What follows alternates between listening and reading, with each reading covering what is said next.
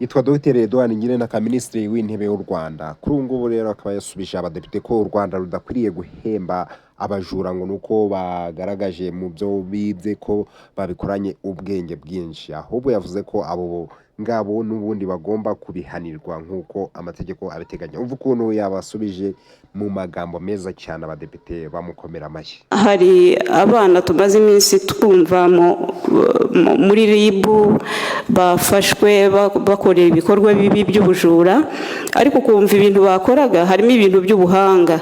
Leta itekereza gute ukuntu yamanaginga bariya abana, aho kubajyana kubafunga, ahubwo bagaprofita ubwo buhanga bafite, aho kugira ngo babukoreshe biba cyangwa bagira gute, ahubwo bakabukoresha mu bintu byiza byagirira igihugu akamaro. Ndatanga ingero, hari abafashwe ari abakanishi, hari abajya bavana amafaranga kuri ATM zo kuri mabanke.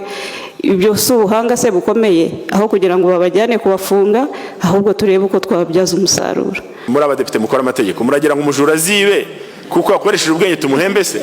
N'ubundi umujura yiba kubera ko azi ubwenge. Actually utazi ubwenge ntiwakwiba ngo ubishobore.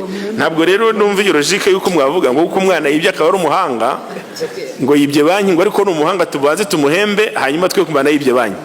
Ntabwo amategeko nyazi, nge numva ko wibye ubwenge bwose wakoresheje, wibye uranzwa nibwo ko wibye, hanyuma nurangiza igihano cyawe ubwo bwenge uzabukoresha ibindi, ariko icyambere nuko wibye.